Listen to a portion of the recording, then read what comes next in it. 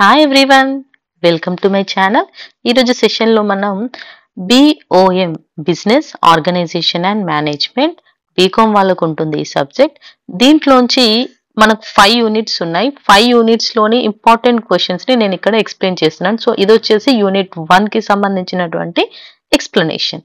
Okay, so unit 1, so ఇది వచ్చేసి BOM యొక్క ఇంట్రొడక్షన్ గురించి ఉంటుంది. ఓకే, సో ఫస్ట్ క్వశ్చన్, ఇందులో important questions long answers and short answers రెండు ఉన్నాయి. ఇది ఫస్ట్ వచ్చేసి లాంగ్ ఆన్సర్స్ ఉన్నాయి ఇక్కడ. సో ఫస్ట్ వన్ చూడండి, what is mean by business, describe different features of business. ఇది వచ్చేసి చాలా ఇంపార్టెంట్ క్వశ్చన్. ఇది న్యూ సిలబస్, కాకపోతే సేమ్ ఓల్డ్ సిలబస్ లోనే అలాగే ఉంది, పెద్ద చేంజెస్ ఏం లేవు. ఒకసారి మనం బిజినెస్ అంటే ఏంటి అనేసి చూద్దాం. See here, a business is an activity directed towards providing or acquiring wealth through buying and selling of a good. అర్థమైందా? Buying or selling of a good అంటే ఒక వస్తువుని బై చేయడం అంటే కొనడం లేదా అమ్మడం ద్వారా అక్వైరింగ్ వెల్త్. ఓకే, అంటే మనం డబ్బుని పొందగలగడమే, నథింగ్ బట్ లాభాన్ని పొందడమే బిజినెస్ అనేసి చెప్తున్నారు. అంతే కదా, బిజినెస్ అంటే ఏంటి? వాళ్ళు ఒక వస్తువుని తేవడం, అమ్మడం లేదా మనం వేరే వాళ్ళ దగ్గర నుంచి కొనుక్కోవడం. సో ఇలాంటి దాన్ని ఏమంటారు అని అంటే బిజినెస్ అనేసి అంటారంట. సో ఈ బిజినెస్ కి చాలా మంది ఆథర్స్ చాలా డిఫరెంట్ డెఫినేషన్స్ ని ఇచ్చారు. సో ఒక్కొక్కటి నేను ఇప్పుడు చూపిస్తాను.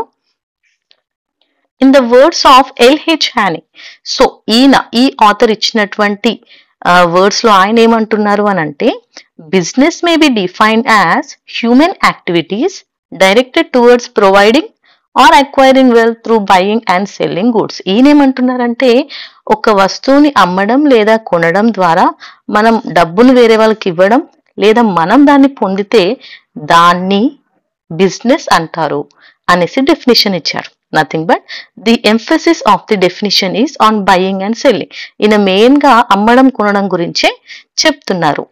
వీలర్ అంటే ఈయన ఇంకొక ఆథర్, ఈయన ఏమంటున్నారంటే, considers private gain as a motive factor for business. So ఒక్కొక్క ఫ్యాక్టర్ తీసుకుంటారు. సో ఇక్కడ హ్యానీ ఏమో బయింగ్ సెల్లింగ్ గురించి మెయిన్ గా ఫోకస్ చేస్తే, వీలర్ వచ్చేసి ప్రైవేట్ గెయిన్ అంటే మనకు లాభం వస్తుంది చూసారా, అదే మెయిన్ ఫ్యాక్టర్ గా ఇక్కడ చెప్తున్నారు. In his words, business is an institution organized and operated to provide goods and services to the society under the incentive of private gain. So in ఏమంటున్నారంటే, ఇది ఒక బిజినెస్ అంటే నథింగ్ బట్ ఒక institution, దాన్ని మనం ఆర్గనైజ్ చేసి operate చేస్తామంట. So ఇక్కడ goods services అన్నింటినీ సొసైటీకి ప్రొవైడ్ చేస్తాం. దీనివల్ల మనకి ఏమొస్తుంది? ప్రైవేట్ గెయిన్ అంటే లాభం పొందుతాము అని చెప్తున్నారు. నెక్స్ట్ ఆథర్ వచ్చేసి పీటర్సన్ అండ్ ప్లోమన్. ఈయన ఏమంటున్నారంటే, he considers exchange of goods and services a business. So ఈయన కూడా గూడ్స్ అండ్ సర్వీసెస్ ని ఎక్స్చేంజ్ చేయడం గురించి చెప్తున్నారు. So in their opinion, business may be defined as an activity in which two different persons exchange something of value whether goods or services or mutual gain or profit. So ఈయన ఏమంటున్నారంటే, ఒక గూడ్ ని కానీ ఏదైనా service అంటే పనిని కానీ ఒక్కరితో ఇంకొకరు ఎక్స్చేంజ్ చేసుకోవడం. అంటే ఫర్ ఎగ్జాంపుల్, నేను నీకు మనీ ఇస్తాను, నువ్వు నాకు రైస్ లేదంటే ఏదైనా పప్పు సామాన్ లాంటివి నువ్వు నాకు ఇవ్వు. ఓకే, సో ఇలా, లేదంటే నేను నీకు పప్పు ఇస్తాను, నువ్వు నాకు కూరగాయలు ఇవ్వు. ఇలా మ్యూచువల్ గెయిన్ అంటే ప్రాఫిట్ కోసం ఒకరితో ఒకరు ఎక్స్చేంజ్ చేసుకోవడమే బిజినెస్ అనేసి అంటున్నారు. Sprague considers all activities concerned with production and sale of goods. Sprague ఏమంటున్నారంటే, ప్రొడక్షన్ అండ్ సేల్ ఆఫ్ గురించి మెయిన్ గా కన్సిడర్ చేశారు. In his view, all of the activities included in the production and sale of goods or services may be classified as business activities. So ఈయన దృష్టిలో ఏంటి అంటే, ఒక goods ని production అంటే ప్రొడ్యూస్ చేయడం, దాన్ని తయారు చేయడం, అలాగే అమ్మడం. ఓకే, సో ఒక గూడ్ ని ప్రొడ్యూస్ చేసి దాన్ని అమ్మడాన్ని ఆయన బిజినెస్ అనేసి అంటున్నారు.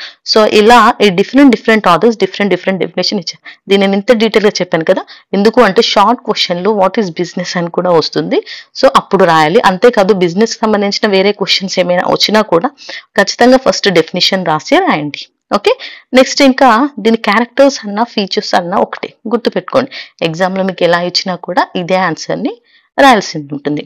సో క్యారెక్టర్స్ లో ఫస్ట్ క్యారెక్టర్ చూడండి, ఎంటర్ప్రెన్యూర్. ఎంటర్ప్రెన్యూర్ అంటే నథింగ్ బట్ వ్యాపారి అనేసి అర్థం వస్తుంది. There must be someone to take initiative for establishing a business. So ఒక బిజినెస్ ని ఎస్టాబ్లిష్ చేయాలంటే ఖచ్చితంగా ఎవరో ఒకరు ఎంటర్ప్రెన్యూర్ ఉండాలంటే ఎవరో ఒకరు బిజినెస్ చేసే పర్సన్ ఉంటారు కదా, వాళ్ళనే ఎంటర్ప్రెన్యూర్స్ అండ్ నథింగ్ బట్ వ్యాపారం చేసేవాళ్ళు అని అర్థం. The person who recognises the need for a product and or services is known as entrepreneur. So ఎవరికైనా ఏదైనా అవసరం ఉంది అని తెలుసుకోవడం ఫస్ట్ ఆ పర్సన్ యొక్క మెయిన్ క్యారెక్టర్ కిందికి వస్తుంది. ఎందుకంటే ఎవరికి ఏ అవసరం ఉందో చూసి దాని బిజినెస్ చేస్తేనే లాభం అనేది ఎక్కువ ఉంటుంది కాబట్టి. The entrepreneur is a key figure in the progress of economic growth. So economical growth కోసం మెయిన్ పాత్ర ఎవరిది అంటే ఎంటర్ప్రెన్యూర్ది. The entrepreneur visualises a business, combines various factors of production and puts them into a going concern. So ఇతను ఏం చేస్తాడంటే దీన్నే ఒక ఆలోచనతోని, అంటే ఆయన ఫస్ట్ అందరికి ఏ ప్రోడక్ట్ ఎక్కువ అవసరం ఉంది లేకుంటే ఏ సర్వీస్ చేస్తే నాకు మంచి బిజినెస్ జరుగుతుందో చూసుకోవడం అంటే విజువల్ చేస్తారన్నమాట. సో అన్నింటిని అన్ని ప్రొడక్షన్ అలాగే అమ్మడము సేల్ తర్వాత ఏమవుతుంది అన్ని విషయాల గురించి ఆలోచించడమే ఎంటర్ప్రెన్యూర్ మెయిన్ పాత్ర. నెక్స్ట్ వన్ వచ్చేసి economic activities. Business includes only economic activities, those activities relating to the production and distribution of goods and services are called economic activities. So main గా బిజినెస్ దేనికి ఇంక్లూడ్ అవుతుంది అంటే economic activities అంటే ఆర్థికమైనటువంటి పనులు ఉంటాయి చూసారా, దానికి సంబంధించిందే నిజానికి బిజినెస్ అనేది. ఎందుకంటే అందులో మొత్తం మనీనే కదా. ఓకే, ఫినాన్షియల్ కి సంబంధించిన వాటిని మనం ఎకనామికల్ గా చెక్ చేస్తాం. సో అదే బిజినెస్ అంటున్నారు. ఈ యాక్టివిటీస్ దేనికి అంటే related to production and distribution of goods and services. So అంటే ఒక గుడ్ మనం ఏ బిజినెస్ పెట్టాలనుకుంటున్నామో దాని ప్రొడక్షన్ అలాగే డిస్ట్రిబ్యూషన్ అన్నమాట. ఇవి రెండు చేయడానికి మెయిన్ గా కావాల్సింది ఎకనామిక్ యాక్టివిటీస్. నెక్స్ట్ వన్ వచ్చేసి exchange of goods and services. Okay, exchange చేయడం అంటే మార్చడం అన్నమాట. A business must involve exchange of goods and services. So ఒక బిజినెస్ లో ఖచ్చితంగా ఉండేది ఏంటి అంటే గూడ్స్ అండ్ సర్వీసెస్ ని ఎక్స్చేంజ్ చేయడం ఉంటుంది. The goods to be exchanged may be produced or procured from other sources. So ఏ గూడ్స్ నైతే వాళ్ళు ఎక్స్చేంజ్ చేయాలనుకుంటున్నారో అది వాళ్ళైనా ప్రొడ్యూస్ చేయవచ్చు లేదంటే వేరే వాళ్ళ దగ్గర నుంచి అయినా తీసుకోవచ్చు.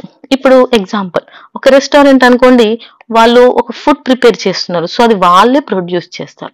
అదే ఏదైనా వస్తువులకు సంబంధించిన లైక్ కిరాణా షాప్ అనుకోండి, అది వాళ్ళు ప్రొడ్యూస్ చేయరు కదా, వాళ్ళు వేరే వాళ్ళ దగ్గర నుంచి తీసుకొచ్చి వాళ్ళు మనకు మనీకి ఎక్స్చేంజ్ అంటే అదే బిజినెస్ అన్నమాట.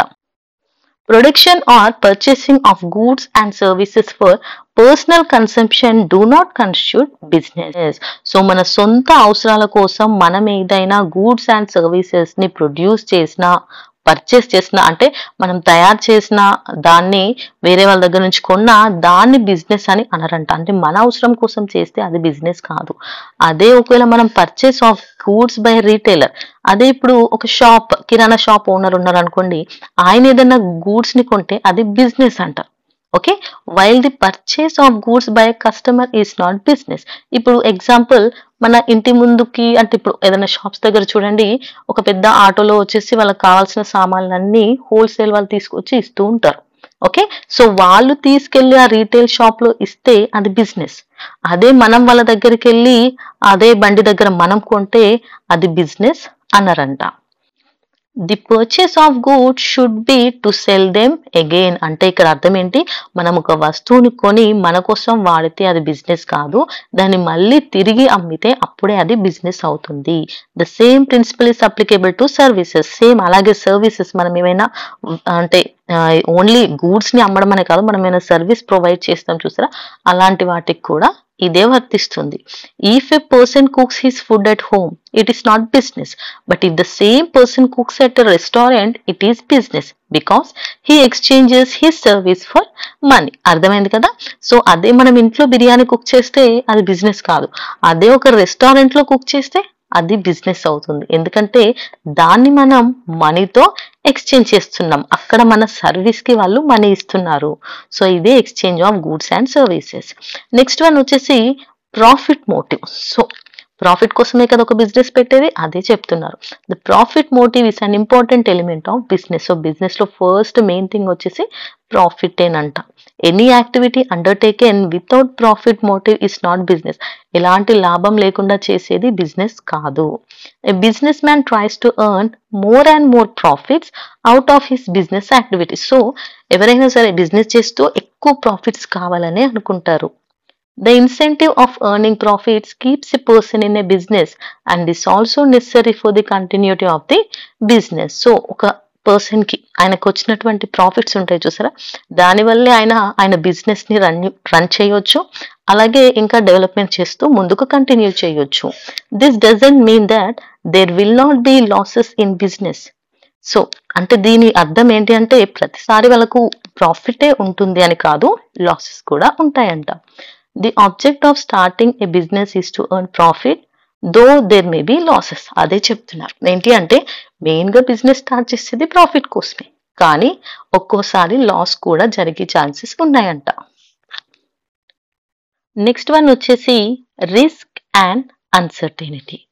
ఓకే, సో రిస్క్ అంటే అందరికీ తెలుసు కదా. సో ఎలాంటి ప్రమాదాలైనా ఉండొచ్చు. అండ్ ఆల్సో అన్సర్టెనిటీ అంటే అది కాన్స్టెంట్ కాదు, అంటే ఏం జరుగుతుందో భవిష్యత్తులో మనం ముందే ఊహించలేము, అంటే ఇది అన్సర్టెనిటీ అని అంటారు. స్థిరంగా ఉండదు, స్థిరంగా మనం దేని గురించి చెప్పలేము అనేసి. So if you see about this, the business involves a large element of risk and uncertainty. ఒక బిజినెస్ లో రిస్క్ ఉంటుంది, అన్సర్టెనిటీ కూడా ఉంటుందంట. In fact a businessman tries to foresee the future uncertainties and plans his business activities accordingly. So general గా ఒక business man ఏం చేస్తాడు, future ని దృష్టిలో పెట్టుకునే ప్లాన్ చేసే బిజినెస్ ని చేస్తూ ఉంటాడు. The factors on which business depends are never certain. So the business opportunities will also be uncertain. So మనం ఫ్యూచర్ లో ఏం జరుగుతుందో ముందే ఊహించలేము, అయినా కూడా వాళ్ళు గెస్ట్ చేసి చేస్తారు, కానీ అన్ని మనం అనుకున్నట్టే జరగవు కదా, ఒక్కోసారి అనుకోని విధంగా కూడా జరిగే ఛాన్సెస్ ఉన్నాయంట. Then maybe a slit in demand, అంటే మన గూడ్స్ కి ఏమైనా డిమాండ్ ఉండకపోవడం, అంటే తగ్గిపోవడం, స్ట్రైక్ బై ఎంప్లాయీస్ ఏమైనా స్ట్రైక్స్ లాంటివి చేయడం, ఫ్లడ్స్ రావడం, వార్స్ జరగడం, ఫాల్ ఇన్ ప్రైజెస్ అంటే ధరలు పడిపోవడం, fluctuations in money, okay money market లో ఫ్లక్చుయేషన్స్ రావడం, ఇలా ఏమైనా జరగవచ్చు. సో వీటిని ఎవరూ అంచనా వేయలేరు. If a businessman is able to foresee future and uncertainties and is also able to bear them, then he will be successful. So ఇలాంటివి వచ్చినా కూడా వాటిని ముందే గెస్ చేసి ప్లాన్ చేసి బిజినెస్ చేస్తారు చూసారా, అలాంటి ప్రమాదాల్ని బేర్ చేయడానికి ధైర్యంగా ముందుకెళ్తారు చూసారా, వాళ్ళు సక్సెస్ఫుల్ అవుతారంట. Otherwise he may be forced out of business, లేదంటే వాళ్ళు లాస్ అవుతారు. The risk element in business keeps a person vigilant and he tries to ward off risk by executing his policies properly. So ఎప్పుడైతే ఈ business man తన business ని correct గా నడపగలుగుతాడో, ఇవన్నింటినీ excuses లా కాకుండా ధైర్యంగా ముందుకు తీసుకెళ్తాడో బిజినెస్ ని, అప్పుడే ఆయన బిజినెస్ చాలా బాగా రన్ అవుతుందంట. నెక్స్ట్ వన్ వచ్చేసి continuity of transaction. In business, only those transactions are included which have regularity and continuity. So transactions అంటే ఏంటి, లావాదేవీలు అంటే మనీకి సంబంధించినవి. సో అది ఖచ్చితంగా ఉండాలి. మనీ రావడం అంటే మనం గూడ్స్ ని కొనడం వల్ల మనీ పెట్టుబడి పెట్టాల్సింది ఉంటుంది, లాభం వచ్చినప్పుడు దాన్ని తీసుకోవాల్సింది ఉంటుంది. సో ఇలా కంటిన్యూటీ అనేది జరుగుతుంటుంది. An isolated transaction will not be called business even if the person earns profit from that deal. So isolated transactions అంటే ఇప్పుడు ఎవరైనా వాళ్ళ సొంతంగా అంటే ఓన్గా ఏదైనా ఒక వస్తువుని కొన్న తర్వాత మనం ఇంటికి వచ్చాక పక్కన వాళ్ళు చూసి అది చాలా బాగుంది అంటే నువ్వు 10 రూపీస్ కొని వాళ్ళకు 20 అని చెప్పి అమ్మావనుకో నీకు అక్కడ 10 రూపీస్ లాభం వస్తుంది. సో అలా వచ్చేది బిజినెస్ కాదు. అంటే బిజినెస్ వల్ల వచ్చే లాభము ఇది 2 సేమ్ కాదు అనేసి అంటున్నారంట. A person builds a house for himself but later sells it on profit. We will not call it business. So example కూడా ఇచ్చారు. ఇప్పుడు ఒక పర్సన్ ఒక ఇల్లు కట్టుకున్నాడు, దాన్ని వేరే వాళ్ళకి అమ్మేటప్పుడు ఎప్పుడు కూడా ప్రాఫిట్ గా అమ్ముతాడు. సో దీన్ని బిజినెస్ అని అనరు. On the other hand, if A house building society builds house and cells them, this will be called business. అదే ఒక హౌస్ కట్టి అమ్మే వాళ్ళు దాన్ని అమ్మితే అప్పుడు అది బిజినెస్ అవుతుంది. So the transaction should have continuity and regularity, otherwise they will not B part of business. So అంటే ఇది జరుగుతూ ఉండాలి, కంటిన్యూషన్ గా రెగ్యులర్ గా ఉంటేనే దాన్ని బిజినెస్ అని అంటారు. Next one, creation of utility. The goods are produced to the customers as per their liking. Okay, ఇక్కడ స్పెల్లింగ్ మిస్టేక్ ఉంది, ఇది వచ్చేసి liking. as per their liking and requirement. So goods అనేవి జనరల్ గా ఎక్కువ డిమాండ్, ఎక్కువ ఏది ఇష్టపడుతున్నారు జనాలు అని చూసి వాళ్ళ ఇష్టానికి అనుగుణంగా, సో ఎక్కువ మనం ఏ ఏరియాలో ఎలాంటి బిజినెస్ స్టార్ట్ చేస్తే, ఏ ప్లేస్ లో ఎలాంటివి స్టార్ట్ చేస్తే వాళ్ళకి ఎలాంటి రిక్వైర్మెంట్స్ ఉన్నాయో చూసుకొని దాన్ని బట్టి మనం బిజినెస్ అనేది చేస్తే మంచి లాభాలు ఉంటాయి. Business creates various types of utilities in goods so that customers may use them. కొంతమంది ఉన్నా కూడా, అంటే వాళ్ళ దగ్గర అలాంటి వస్తువులు ఆర్ గూడ్స్ ఉన్నా కూడా అందులో డిఫరెంట్ టైప్స్ లో చేస్తారంట. The utility may be form utility, place utility, time utility. So ఇందులో 3 టైప్స్ ఉన్నాయి. ఒకటి ఫార్మ్, ఇంకొకటి ప్లేస్ యూటిలిటీ, టైమ్ యూటిలిటీ. అంటే ఇవి నథింగ్ బట్ ఫార్మ్ అంటే ఏంటి, రూపం యొక్క యూటిలిటీ, ఉపయోగం. సో ఇది ఏంటి అంటే when raw materials are converted into finished goods it creates form utility. ఇప్పుడు ఒక రా మెటీరియల్ ఉంది, ఒక క్లాత్ ఉంది, ఆ క్లాత్ ని మనం ఒక డ్రెస్ లాగా స్టిచ్ చేసాం అనుకోండి, దాన్ని ఏమంటారు, ఫార్మ్ యూటిలిటీ. అంటే ఫార్మ్ అంటే దానికి ఒక రూపాన్ని మనం ఇవ్వడం అన్నమాట. సో రూపాన్ని ఇచ్చి ఉపయోగిస్తున్నాం. Next, the goods are transported from the places of education to the ultimate customers, it creates place utility. So ఇక్కడ ఎడ్యుకేషన్ కాదు, so this is production. Okay, ఇక్కడ ప్రొడక్షన్ అనేసి రాసుకోండి.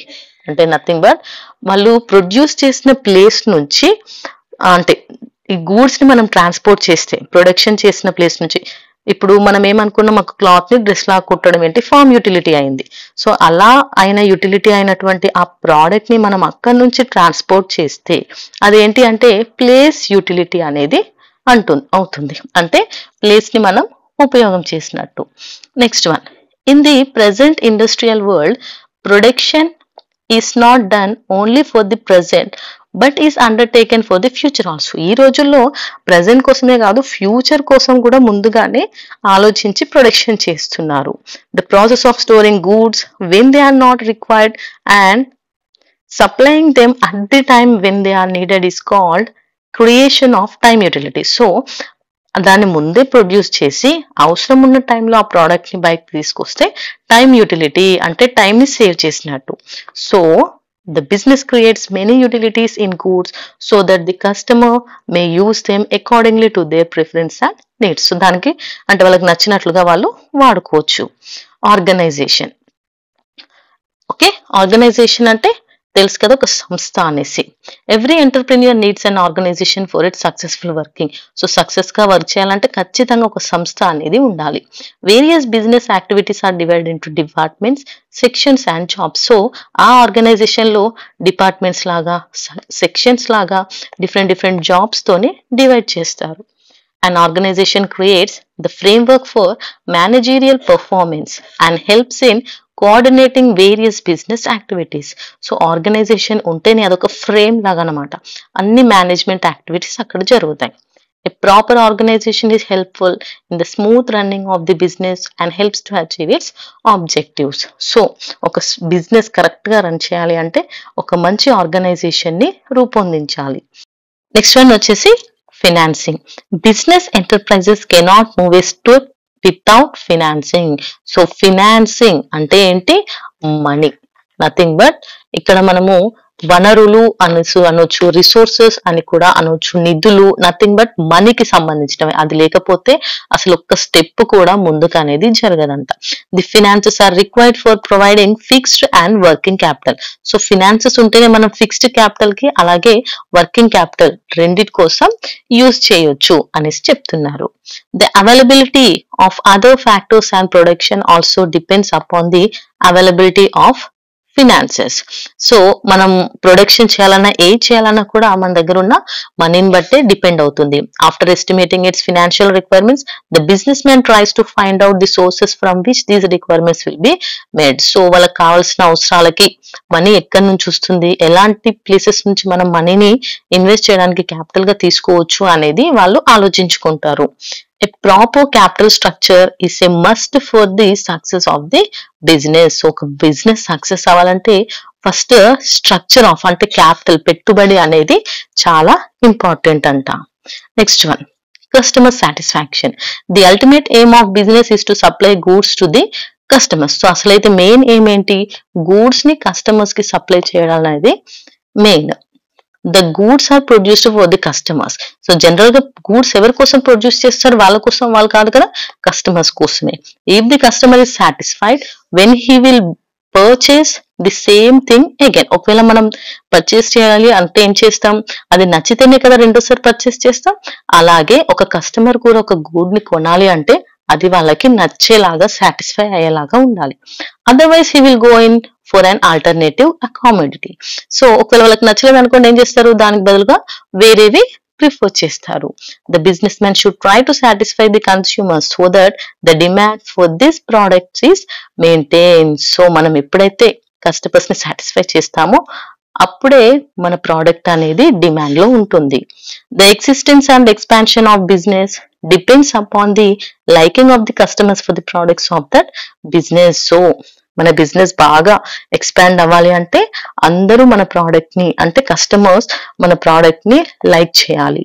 The business man should try to produce goods according to the liking and taste of the customers. So దీన్ని బట్టి ఏమర్థమైంది?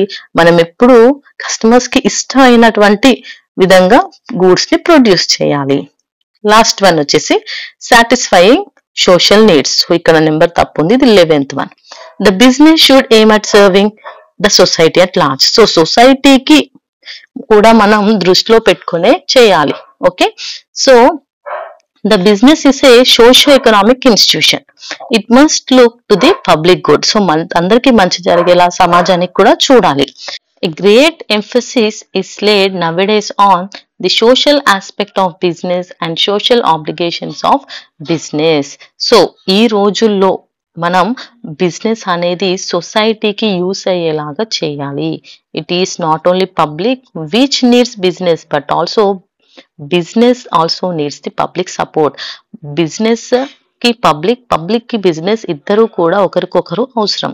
So business enterprise must serve public purpose. So అందరికి, ప్రజలకి, సమాజానికి ఉపయోగపడేలాగా ఉండాలి అంటున్నారు. సో దీన్నే నేను ఇక్కడ షార్ట్ గా రాశాను. సో మీరు దీన్ని చూసి వీటిని కరెక్ట్ గా నేర్చుకుంటే ఈచ్ వన్ ని మీరు ఓన్ గా కూడా ఇప్పుడు నేను చెప్పిన దాన్ని బట్టి ఓన్ గా రాసుకోవచ్చు. ఓకే, అర్థమైంది కదా? సో దీంతోనే ఈ ఆన్సర్ అయిపోయింది. మనం నెక్స్ట్ ఆన్సర్ లోకి వెళ్ళిపోదాం.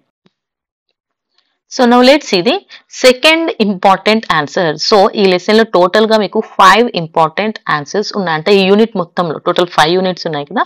సో ఇందులోంచి మీకు 5 ఇంపార్టెంట్ క్వశ్చన్స్ ఉన్నాయి. ఇందులోంచి ఖచ్చితంగా డామ్ షూర్ గా మీకు ఎగ్జామ్ లో వస్తాయి. సో ఫస్ట్ వన్ కంప్లీట్ అయిపోయింది కదా బిజినెస్ గురించి. నెక్స్ట్ ఇంకా మనం సెకండ్ క్వశ్చన్ లోకి వెళ్తే, what is mean by sole proprietorship, advantages and disadvantages of sole proprietorship అనేది సెకండ్ క్వశ్చన్. సో ఈ క్వశ్చన్ ని ఇంకో విధంగా కూడా అడగొచ్చు. What are the merits and demerits of sole proprietorship అని కూడా అడుగుతారు. అలా అడిగినప్పుడు what is mean by sole proprietorship అని కూడా ఉండదు అక్కడ. అలా ఉన్నా కూడా మీరు ఏం చేయాలంటే only advantages, disadvantages or only merits or demerits రాయకుండా ఖచ్చితంగా అసలు అదేంటి ఆ కాన్సెప్ట్ గురించి మనం ఖచ్చితంగా ఇంట్రొడక్షన్ అనేది ఇవ్వాల్సింది ఉంటుంది. సో ఇక్కడ చూడండి, అసలు సోల్ ప్రొప్రైటర్షిప్ అంటే ఏంటి? సోల్ అంటే ఏంటి? సింగిల్, ఒక్కరే అని అర్థం. ప్రొప్రైటర్షిప్ అంటే ఏంటి? ఓనర్షిప్. అర్థమైందా? ఒక్కరే ఓనర్ గా ఉండడాన్ని సోల్ ప్రొప్రైటర్షిప్ అని అంటారు. అదే ఎక్కువ మంది ఉన్నారనుకోండి దాన్ని పార్ట్నర్షిప్ అంటారు. వాళ్ళందరూ పార్ట్నర్స్ కాబట్టి పార్ట్నర్షిప్ అంటారు. ఇందులో పార్ట్నర్స్ ఉండరు, ఒక్కరే ఉంటారు కాబట్టి సోల్ ప్రొప్రైటర్షిప్ అనేసి అంటారు. A sole proprietorship is a form of business own managed and controlled by a single individual. So ఒక్కరి చేతుల్లోనే మేనేజ్మెంట్ ఉంటుంది, పవర్ ఒక్కరి చేతుల్లోనే ఉంటుంది, కంట్రోలింగ్ ఓనర్ అన్ని ఒక్కరే. The owner provides capital, takes decision and earns profits and bears all losses. So ఇక్కడ అతనే డెసిషన్ తీసుకుంటాడు, అతనే మనీ ఇన్వెస్ట్ చేస్తాడు, ప్రాఫిట్ వచ్చినా లాభం అంటే లాస్ వచ్చినా ఏది వచ్చినా కూడా తనే భరించాలి. It is the oldest and simplest form of business, very common in India due to its easy formation and flexibility. ఎక్కువగా ఇండియాలో ఇది కామన్ గా ఎందుకు చూస్తామంటే ఇది చాలా ఈజీగా ఫార్మ్ చేసుకోవచ్చు అండ్ చాలా సులభంగా ఈజీగా ఉంటుంది కాబట్టి. Sole proprietorship is the simplest and oldest form of business. So ఇది చాలా old and simple one. It is most suitable when one person can manage everything effectively. ఒక పర్సన్ కరెక్ట్ గా ఎఫెక్టివ్ గా పని చేయగలిగితే, మేనేజ్ చేయగలిగితేనే ఇది వాళ్ళకు సూటబుల్ అవుతుంది. Though it offers many advantages like easy formation and quick decisions, limitations such as limited capital and unlimited liability restrict large scale growth. So ఈ sole proprietorship ఉంటుంది కదా, ఇది పెద్దగా గ్రోత్ అనేది ఉండదు మామూలుగా పార్ట్నర్షిప్ లో ఉన్నట్టు. ఎందుకు అని అంటే ఇక్కడ డెసిషన్స్ తీసుకునేది ఇలాంటి అడ్వాంటేజెస్ ఉన్నట్టే కొన్ని లిమిటేషన్స్ అంటే డిసడ్వాంటేజెస్ కూడా ఉంటాయి. క్యాపిటల్ అంటే మన ఇన్వెస్ట్మెంట్ ఫినాన్స్ కి సంబంధించి, అలాగే బాధ్యతలకు సంబంధించినవి కూడా కొన్ని ప్రాబ్లమ్స్ ఉంటాయి అన్నమాట. సో అందువల్ల దీన్ని మనం బాగా ఎక్కువగా గ్రోత్ అనేది చేయడం కష్టం. ఇక మనం అడ్వాంటేజెస్ అంటే నథింగ్ బట్ మెరిట్స్ చూసుకుందాం. సీ హియర్, మీకు ఆన్సర్ అనేది నేను కంప్లీట్ గా చూపిస్తున్నాను, మీరు స్క్రీన్ షాట్స్ తీసుకొని చదువుకోండి, చాలా సింపుల్ గా ఉంటుంది. ఓకేనా? So if you see here, first one easy formation. పేరులోనే అర్థమవుతుంది, మీరు గుర్తు పెట్టుకోండి. అన్ని ఆన్సర్స్ కి సైడ్ హెడ్డింగ్స్ ఉంటాయి, ప్రతి ఆన్సర్ లోని సైడ్ హెడ్డింగ్స్ పక్కా నేర్చుకోండి. మీరు ఏం లేదు, జస్ట్ ఈ క్వశ్చన్ వస్తే ఈ సైడ్ హెడ్డింగ్స్ ఉంటాయి అనేసి ఓన్లీ సైడ్ హెడ్డింగ్స్ నేర్చుకోండి. నేను ఇప్పుడు చెప్పే ఆ సైడ్ హెడ్డింగ్స్ సంబంధించిన డీటెయిల్స్ ఒక్కసారి వినండి, మీరు ఓన్ గా రాయొచ్చు. ఫస్ట్ సైడ్ హెడ్డింగే చూస్తారు. ఓకే, ఈజీ ఫార్మేషన్, ఈజీగా ఫార్మ్ చేసుకోవచ్చు అని అర్థమవుతుంది కదా. It is very easy to start a sole trader organisation. So ఇలా sole trader organisation or sole proprietorship start చేయాలనేది చాలా ఈజీగా ఉంటుంది. No legal formalities are to be observed in starting a sole trading concern except a formal licence from local authority. Local గా ఒక licence తీసుకోవడానికి మించి పెద్ద పెద్ద లీగల్ ఫార్మాలిటీస్ అనేవి అవసరం లేదు. Business secrecy to be preserved. So secrecy అంటే కొన్ని రహస్యాలు ఉంటాయి కదా బిజినెస్ లో, అవన్నీ కూడా చాలా గోప్యంగా అంటే ఎవరికి తెలియకుండా ప్రిజర్వ్డ్ గా ఉంటాయి. Secrecy can be maintained about business matters and therefore the proprietor will be able to take full advantages of the new ideas. కొత్త కొత్త ఐడియాస్ గురించి అందరం సొంతంగా నిర్ణయాలు తీసుకోవచ్చు. ఎందుకంటే అక్కడ ఎవరికి చెప్పడం, ఒకళ్ళు చెప్పినా అతని విషయాలు బయటికి వెళ్ళడం, లీక్ అవ్వడం లాంటివి ఉండవు. Efforts and returns are directly related. So ఇక్కడ ఎఫర్ట్స్ అండ్ రిటర్న్స్ అంటే నథింగ్ బట్ ఇతనికి కష్టం కి సంబంధించినటువంటి ఫలితం ఉంటుంది చూసారా, అతని కష్టాలు అలాగే దానికి వచ్చినట్టు ఫలితం అన్ని కూడా డైరెక్ట్ గా లింక్ అయి ఉంటాయి. The direct relationship between efforts and reward serves as powerful incentive to the proprietor to manage the concern efficiently. అంటే ఏం లేదు, ఇప్పుడు సింగిల్ పర్సన్ అంటే ఒక్కరే బిజినెస్ చేస్తున్నా అంటే ఇప్పుడు ఒక షాప్ కీపర్ ని తీసుకోండి, షాప్ ఓనర్ ని, ఓకే, కిరాణా షాప్ ని తీసుకోండి. అతను ఏం చేస్తాడు, అతను ఒక వస్తువుని అమ్మడం, దానికోసం అతను తీసుకురావడం, అవన్నీ అనేది ఎఫర్ట్స్. అతను అమ్మితే వచ్చిన డబ్బులు అనేది రిటర్న్స్. సో ఇవి రెండూ కూడా డైరెక్ట్ గా రిలేట్ అవుతాయి. ఎందుకంటే అక్కడి నుంచి వచ్చిన మనీతోనే వాళ్ళు మళ్ళీ రొటేట్ చేయాలి, మళ్ళీ గూడ్స్ ఆర్ సర్వీసెస్ ఏం కావాలో వాటిని తీసుకురావాలి. సో ఇదంతా ఈజీ ప్రాసెస్, డైరెక్ట్ గా జరిగేది. డెసిషన్స్ అంటే చాలా ఫాస్ట్ గా నిర్ణయాలు అనేది తీసుకోవచ్చు. Since an individual entrepreneur need not consult others while taking decisions, promptness in decisions is possible. So ఇక్కడ వేరే వాళ్ళ నిర్ణయాలతో ఇక్కడికి అతనికి అవసరం లేదు, తన సొంత నిర్ణయాలు తీసుకోవచ్చు. Prompt decisions will be advantages in using the business opportunities. So ఇలాంటి అవకాశాలు వచ్చినా అతను వెంటనే దాన్ని యూస్ చేసుకుంటాడు. Intimacy with customers. సో ఇక్కడ ఇంటిమెసీ విత్ కస్టమర్స్ అంటే కస్టమర్స్ తో చాలా సన్నిహితంగా అంటే ఫ్రెండ్లీగా ఉండడం. Since sole trader comes into contact with customers, he is able to ascertain their needs and taste. So ఎక్కువగా సోల్ ట్రేడర్స్ డైరెక్ట్ కస్టమర్స్ తోనే డీల్ అవుతూ ఉంటారు. సో ఇలాంటి టైంలో వాళ్ళు ఏం చేయాలంటే వాళ్ళ నీడ్స్ ఏంటి, అంటే వాళ్ళ అవసరాలు ఏంటి, వాళ్ళ టేస్ట్లు ఏంటి అనేది తెలుసుకోవాలి. Accordingly he can manage the affairs and create good will. దీనివల్ల ఏమవుతుంది, ఇప్పుడు ఒక షాప్కి వెళ్ళాం, మనము 4 సామాన్లు చెప్తే అందులో 2 ఉన్నాయనుకోండి, అది మళ్ళీ ఇంకోసారి ఆ షాప్కి వెళ్ళాలనిపించదు, ఎందుకంటే అక్కడ ఏమీ లేవు అనేది. సో అందరికీ నచ్చేలాగా అన్ని ఉంచితే అప్పుడు మనకు ఒక మంచి గుడ్ విల్, అంటే ఒక మంచి పేరు అనేది ఉంటుంది. దానివల్ల మనకు కస్టమర్స్ కి మధ్యలో మంచి రిలేషన్షిప్ అనేది ఉంటుంది. Inexpensive management. ఇన్ఎక్స్పెన్సివ్ అంటే ఇక్కడ మనకు ఎలాంటి మనీ, అంటే తక్కువ ఖర్చు అనేది అవుతుంది ఇక్కడ మేనేజ్మెంట్ కి. ఎందుకు అంటే the management expenditure is relatively less since the business is supervised by sole trader himself and his family members. So ఇలాంటి బిజినెస్ లో ఏం చేస్తారు, ఉంటే వాళ్ళైనా ఉంటారు, లేదంటే వాళ్ళు లేని టైంలో ఫ్యామిలీ మెంబర్స్ అయినా ఉంచుతారు, అంతే తప్ప వేరే వాళ్ళని ఎవరు కూడా పెట్టుకున్న 1-2 వర్కర్స్ ని. సో దీనివల్ల ఏమవుతుంది, మేనేజ్మెంట్ కి ఎక్కువగా ఖర్చు అనేది ఉండదు. Unlimited liability. సో ఇక్కడ బాధ్యత అనేది పూర్తిగా వాళ్ళదే. Since the liability of sole trader is unlimited, he has to meet all losses even from his private state. So complete గా పూర్తి బాధ్యత అతనే వహించాలి.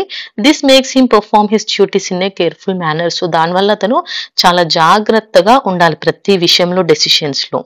Self employment. From social stand point of view, sole trading concerns are important because they provide self-employment to the citizen. So చాలా మంది own business start చేస్తూ ఉంటారు, దాన్ని సెల్ఫ్ ఎంప్లాయ్మెంట్ అంటారు. ఆ సెల్ఫ్ ఎంప్లాయ్మెంట్ ఏంటి అంటే నథింగ్ బట్ అది కూడా sole trader or sole proprietorship కిందకే వస్తాయి. ఇవి అడ్వాంటేజెస్. మరి డిసడ్వాంటేజెస్ చూద్దామా. సో ఇవి వచ్చేసి disadvantages. Limited capital. Okay, capital అంటే తెలుసు కదా, మూలధనం. ఇది చాలా లిమిటెడ్ గా ఉంటుంది, అంటే నథింగ్ బట్ డబ్బులు అనేవి అతను ఒక్కడే కదా, సో ఎక్కువ అనేది ఇన్వెస్ట్ చేయడం అతనికి కష్టం అవుతుంది. Funds are restricted to what the owner can invest from his own savings or borrowings. Due to limited financial resources expansion becomes difficult. So అతని దగ్గర ఉన్నవే యూజ్ చేసి అతని సేవింగ్స్, బారోయింగ్స్ అవి చేసుకుంటూనే ఆ బిజినెస్ ని ముందుకు రన్ చేయాలి. సో ఇది లిమిటెడ్ గా ఉంటుంది కాబట్టి ఎక్స్పాన్షన్ అనేది, అంటే దీన్ని బాగా వృద్ధి చేయడం అనేది కష్టం. Unlimited liability. సో ఈ అన్లిమిటెడ్ లయబిలిటీ అనేది అడ్వాంటేజ్ కిందకి వస్తుంది, డిసడ్వాంటేజ్ కిందకి వస్తుంది.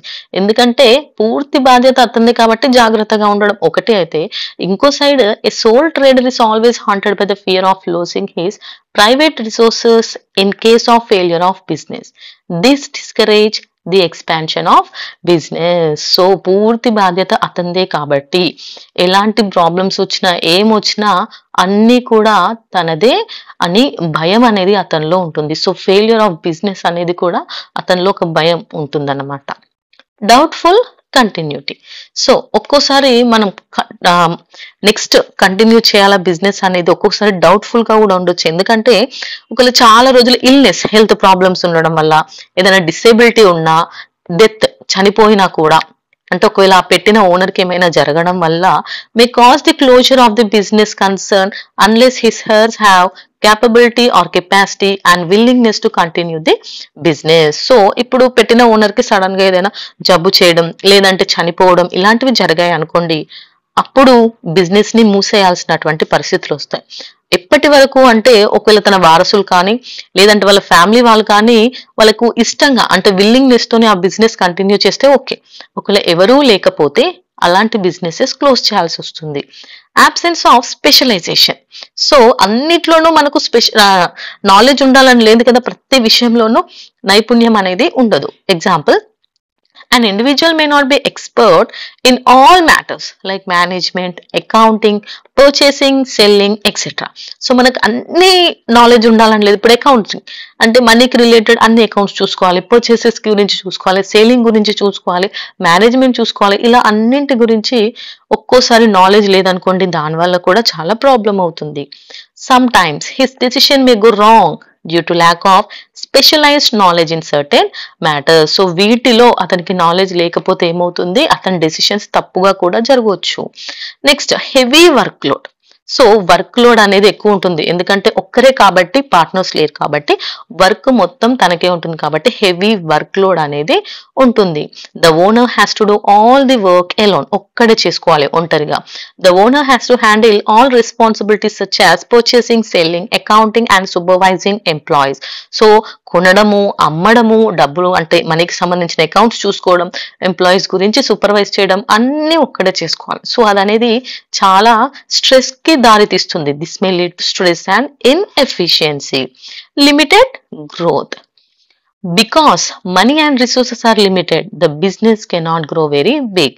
సో మన దగ్గర మనీ తక్కువ ఉంటుంది, రిసోర్సెస్ లిమిటెడ్ గా ఉంటాయి, అందుకే బిజినెస్ అనేది గ్రోత్ ఎక్కువగా ఉండదంట. So finally sole proprietorship, nothing but one man control of business would be more efficient and profitable if only one man has the capacity to manage everything.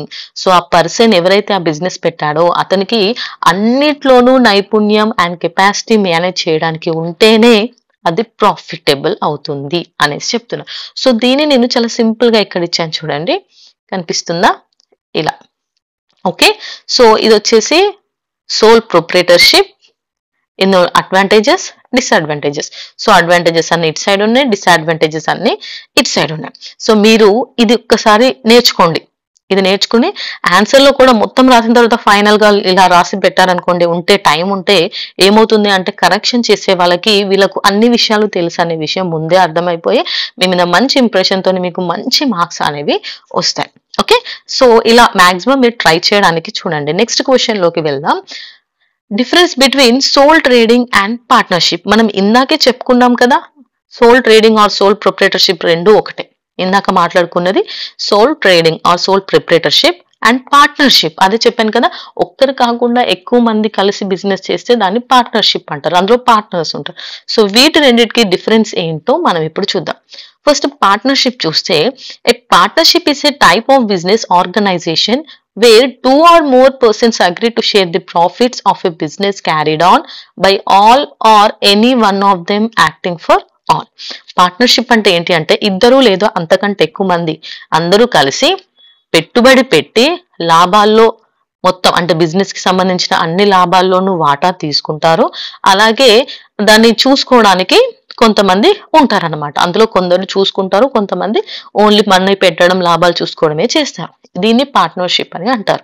It is form through an agreement called partnership deed. So ఇలా partners అందరూ కలిసి ఒక agreement రాసుకుంటారు అనమాట.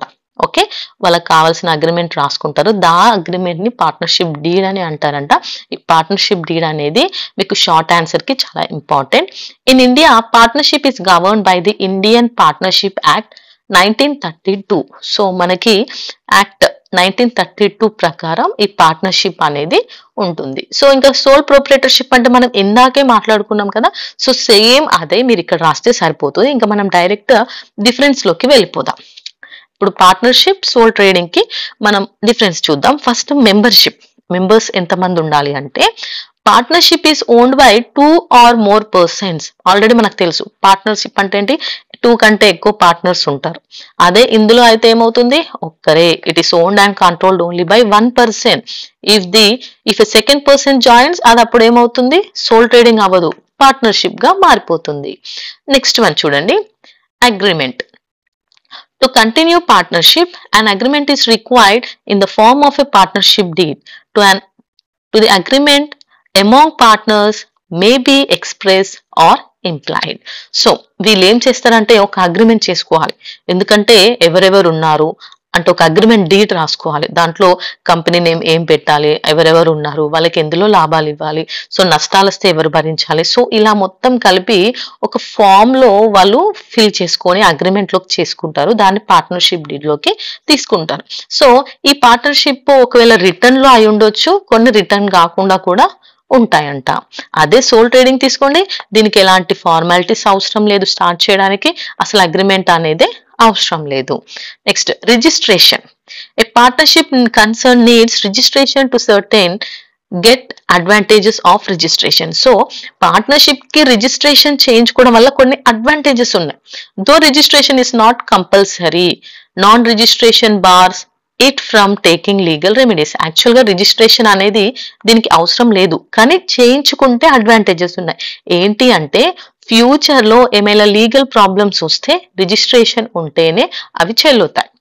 No registration, అసలు ఇక్కడ registration అనేది అవసరం లేదు. Just shops and establishment act ప్రకారం వాళ్ళు జస్ట్ రిజిస్ట్రేషన్ చేసుకుంటే సరిపోతుంది. మేనేజ్మెంట్ అంటే తెలుసు కదా. సో ఎవరు బాధ్యత వహిస్తారు అనేసి చూసుకుంటే all partners have equal rights, అందరికీ సమానమైన హక్కులు ఉంటాయి. And all of them can participate in the management. So management లో అందరూ పార్టిసిపేట్ చేయవచ్చు. They can bind the business by this act. So వాళ్ళకి నచ్చినట్టుగా వాళ్ళు కొత్త ఏమైనా చేంజెస్ చేయాలన్నా, మోడిఫికేషన్స్ చేయాలన్నా కూడా వాళ్ళు చూసుకోవచ్చు. అందరికీ ఆ హక్కు అనేది ఉంది. This business is controlled by only one person. Already తెలుసు ఇక్కడ చేసేదంతా ఒక్కరే. His order is the law and he's the final authority in the concern. So అతను చెప్పిందే ఇక్కడ చట్టం, అతను ఏదంటే అదే ఫైనల్ అన్నమాట. Next risk. The business risk is shared by all partners in proportions of their shares. అంటే వాళ్ళు పెట్టుబడి పెట్టిన షేర్స్ ఉంటాయి కదా, దాన్ని ఎంత పెట్టారో దాన్ని బట్టి వాళ్ళకి ఏమైనా రిస్క్ వచ్చినా కూడా అందరూ షేర్ చేసుకుంటారు. కానీ అదే సోల్ ట్రేడర్ హోల్ రిస్క్ ని ఒక్కడే భరించాల్సి ఉంటుంది. Next capital.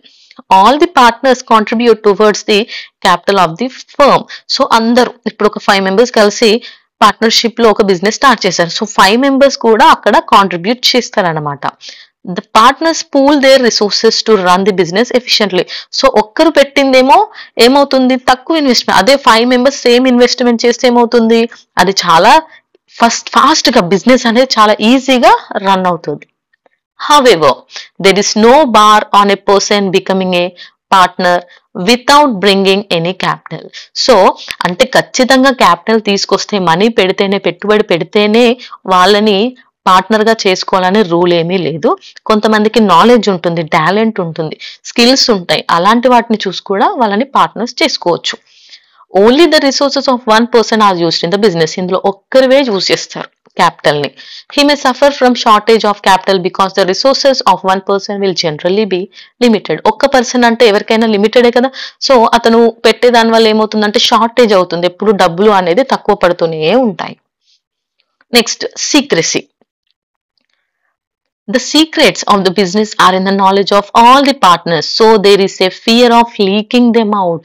5 మెంబర్స్ కలిపి బిజినెస్ చేస్తే అక్కడ సీక్రెసీ అంటే ఏమవుతుంది, బయటపడే అంటే వాళ్ళు సీక్రెట్ గా చేసే ఏమైనా విషయాలు లీక్ అయ్యే ఛాన్సెస్ కూడా ఉంటాయి.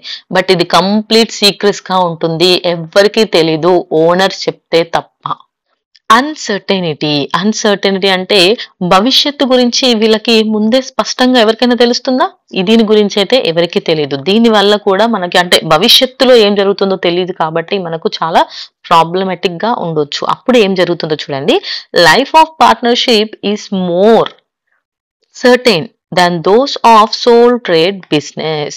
సో ఈ పార్ట్నర్షిప్ వల్ల ఏమవుతుందంటే ఆ పార్ట్నర్షిప్ లో ఉన్న బిజినెస్ కి లైఫ్ అనేది ఎక్కువ ఉంటుంది. ఓకే, అర్థమైంది కదా. దేంతో కంపేర్ చేస్తే, సోల్ ట్రేడ్ తో కంపేర్ చేస్తే. The change in partners does not necessarily close down the business. ఒకవేళ పార్ట్నర్స్ మారినా కూడా బిజినెస్ అనేది క్లోజ్ చేయాల్సిన పని లేదు. This business is linked to the fate of the proprietor. ఇది కంప్లీట్ గా ప్రొప్రైటర్ అంటే ఆ ఓనర్ యొక్క ఫేట్ మీదే డిపెండ్ అయి ఉంటుంది. In case of the death or without any other reason, the business is bound to close down.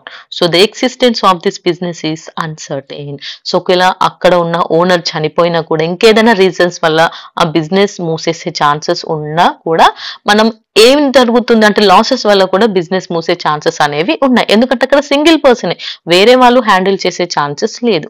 So దీనికి స్థిరత్వం అనేది లేదంటే సర్టెనిటీ అనేది లేదు అనేసి చెప్తున్నారు. సో ఇవి వచ్చేసి మనకు ఇక్కడ both advantages and disadvantages of sole proprietorship and also partnership. Next క్వశ్చన్కి వెళ్ళిపోతే, explain kinds of partners. So ఇప్పుడు పార్ట్నర్స్ అంటే మీకు అర్థమైంది కదా. ఇప్పుడు పార్ట్నర్షిప్ గురించి చెప్పుకున్నాం కదా. ఆ పార్ట్నర్షిప్ లో ఉండే వాళ్ళందరినే పార్ట్నర్స్ అనేసి అంటారు. A partner is a person who enters in to A partnership agreement with one or more persons to run A business together. ఒక ఇద్దరు ముగ్గురు కలిసి ఒక బిజినెస్ రన్ చేయడానికి ఒక అగ్రిమెంట్ కి వస్తే దాంట్లో ఆ పర్సన్ ని పార్ట్నర్ అని అంటారు. Each partner contributes capital, shares, profits and losses and has the right to take part in the management. So వాళ్ళు మనీ ఇన్వెస్ట్ చేయడం, ప్రాఫిట్స్ లాసెస్ వచ్చినా షేర్ చేసుకోవాలి, అండ్ మేనేజ్మెంట్ లో కూడా వాళ్ళకి పూర్తి బాధ్యత అనేది ఉంటుంది. Next one, as per the partnership act ప్రకారం all partners in the firm have equal rights and duties. ఈ పార్ట్నర్స్ అందరికీ కూడా ఈక్వల్ రైట్స్ ఉంటాయి, డ్యూటీస్ కూడా ఉంటాయి. But in practice partners are divided according to their work and liability. So ఇలాంటి partners ని వాళ్ళు చేసే పనులను బట్టి, వాళ్ళ బాధ్యతలను బట్టి డివైడ్ చేశారంట.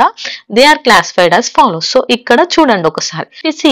First one is active partner. So partner చాలా యాక్టివ్ గా ఉంటాడు, అంటే he's also called as working partner అని కూడా అంటారు. The partner who takes active part in the management of the business of the firm is called active partner. So business మొత్తం ని manage చేసేది, చూసుకునేది active partner. He takes keen interest in the day-to-day working of the partnership. The active partners may act in different capacities such as manager, organizer, advisor and controller of all the affairs of the firm. So ఈ active partner ఏ విధంగా అయినా ఉండొచ్చు, అంటే అతను ఒక manager position తీసుకోవడం, లేదంటే advisor లాగా, కంట్రోలర్ లాగా, ఆర్గనైజర్ లాగా, ఏదో ఒకటి డే టు డే యాక్టివిటీస్ జరుగుతూ ఉంటాయి కదా వర్క్ లో. సో వాటన్నిటిలో ఏదో ఒక యాక్టివిటీని తీసుకొని అతను చూసుకోవచ్చు బాధ్యతని. Therefore he's also called managing partner or general partner కూడా అంటారు. సో పూర్తి బాధ్యతలు చూసుకునే వాళ్ళని యాక్టివ్ పార్ట్నర్ అనేసి అంటారు. నెక్స్ట్ స్లీపింగ్ పార్ట్నర్, అంటే స్లీపింగ్, ఓకే, పడుకొని ఉన్నారు అని అక్కడ మీనింగ్. అసలు స్లీపింగ్ పార్ట్నర్ అంటే ఏంటి అంటే, he's a partner who does not take active part in the day to day business management. So daily జరిగే బిజినెస్ మేనేజ్మెంట్ లో అతను ఎలాంటి పార్టిసిపేషన్ చేయడు, అంటే అతను చూసుకోడు. The outsider who deal with the firm often do not know that he is the partner in the firm. So బయటి వాళ్ళ దృష్టిలో అసలు ఈ స్లీపింగ్ పార్ట్నర్ ఒకడు ఉన్నాడు అనే విషయం కూడా వాళ్ళకి తెలియదంట. But the sleeping partner like the working partner invest capital and is responsible for the firm's liabilities. కానీ ఇతను, ఈ sleeping partner same working partner లాగే ఇన్వెస్ట్మెంట్ చేస్తారు, అంటే ఇతను కూడా డబ్బులు పెట్టడం, రెస్పాన్సిబిలిటీస్ అంటే బాధ్యతలు అన్నింటిలో కూడా ఇతనికి కూడా పూర్తిగా బాధ్యత అనేది ఉంటుంది, లాభాల్లోనూ నష్టాల్లోనూ. He is also called dormant partner. Okay, dormant partner అని కూడా అంటారు. అర్థమైంది కదా. ఎవరైతే యాక్టివ్ గా అన్ని చూసుకుంటారో వాళ్ళని యాక్టివ్ పార్ట్నర్ అంటారు.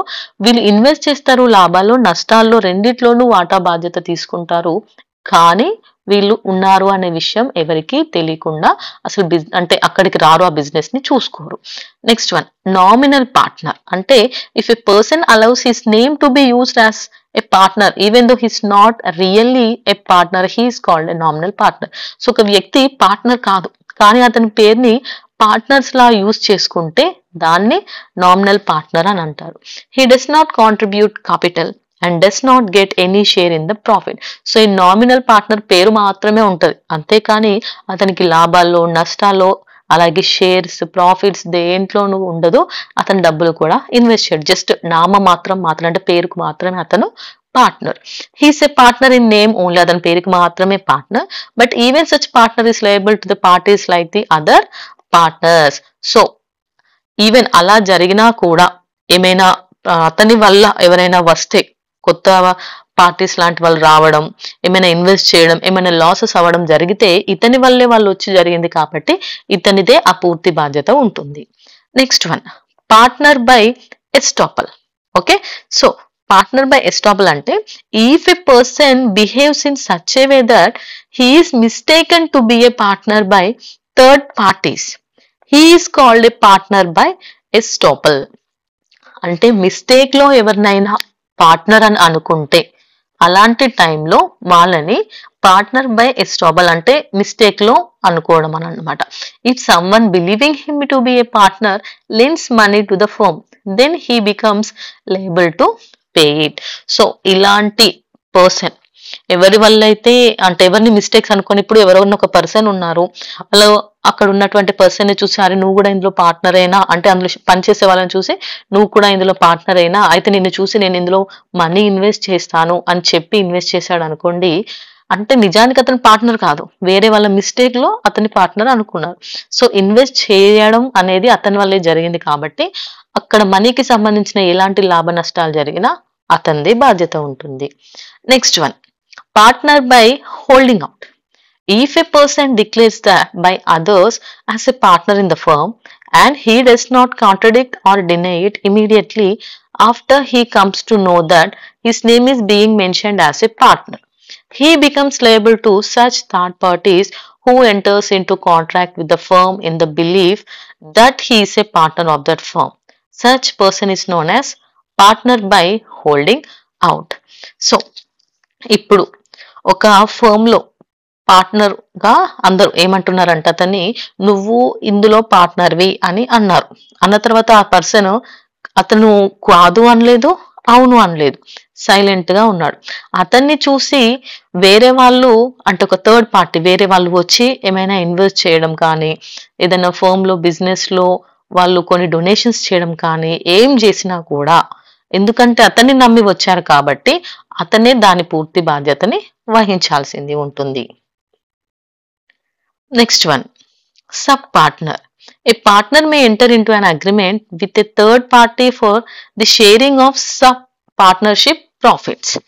So, ఒకవేళ ఎవరన్నా అగ్రిమెంట్ లోకి వచ్చారు ఏమని అంటే థర్డ్ పార్టీ అంటే మూడో వ్యక్తితో, బిజినెస్ లో ఉన్న వాళ్ళ పార్ట్నర్స్ కాకుండా మూడో వ్యక్తితో ఒక పార్ట్నర్ ఏదైనా అగ్రిమెంట్ చేసుకొని ఏంటి అంటే నేను నా ప్రాఫిట్స్ లో నా పార్ట్నర్షిప్ లో వచ్చే ప్రాఫిట్స్ లో నీకు షేర్ ఇస్తాను అని అంటే ఇక్కడ 3 పార్ట్నర్స్ ఉన్నారు, అందులోంచి ఒక అతను ఇంకొక అతనికి నేను నీకు పార్ట్నర్షిప్ లో ప్రాఫిట్ ఇస్తాను అని అన్నాడు.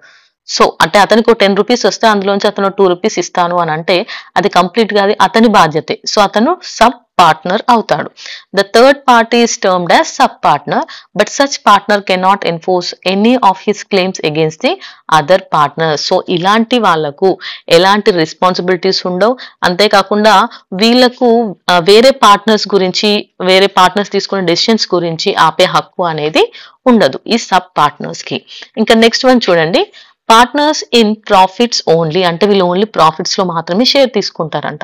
Some times a partner may enter into special contract with other partners with a condition that he is to be given a share in the profits of the firm without being himself liable for losses. Such partner is known as partner in profits only. ఒక్కోసారి కొంతమంది వస్తారు ఏమంటారంటే మేము మీరు invest చేసిన దానికంటే ఎక్కువ invest చేస్తాం, కానీ అగ్రిమెంట్ ఏంటి అంటే నేను ఓన్లీ ప్రాఫిట్స్ లోనే షేర్ పంచుకుంటాను, లాస్ వస్తే నాకు సంబంధం లేదు అని అంటారు. సో అలాంటి పార్ట్నర్స్ ని పార్ట్నర్ ఇన్ ప్రాఫిట్స్ ఓన్లీ అంటారు. Even though he's a partner in profits he's liable to the third parties of the firm. So ఈయన ఓన్లీ ప్రాఫిట్స్ లో తీసుకున్నా కూడా అతనికి వేరే బాధ్యుల పట్ల అతనికి కూడా బాధ్యత అనేది ఉంటుంది. Limited partner, he's a partner whose liability is limited to his share of capital invested in the firm. So limited partner అంటే వాళ్ళు ఇన్వెస్ట్ చేసిన క్యాపిటల్ ఉంటుంది కదా, వాళ్ళకి పెట్టిన షేర్ అనేది దాన్ని బట్టి అతనికి కూడా బాధ్యత అనేది లిమిటెడ్ గా ఉంటుందంట. సో అలా లిమిటెడ్ గా ఉండే వాళ్ళని లిమిటెడ్ పార్ట్నర్ అంటారు. Next one, incoming partner. A person who joins a existing firm with the consent of all existing partners is known as incoming partner. So ఒకవేళ ఆల్రెడీ ఉన్నటువంటి బిజినెస్ లో కొత్తగా ఎవరైనా పర్సన్ వచ్చి జాయిన్ అవుతాను అంటే అక్కడ ఉన్న పార్ట్నర్స్ అందరూ దానికి ఒప్పుకుంటే అతన్ని ఇన్కమింగ్ పార్ట్నర్ అని అంటారు. He is liable for the debts of the firm only from the date of the joining as partner.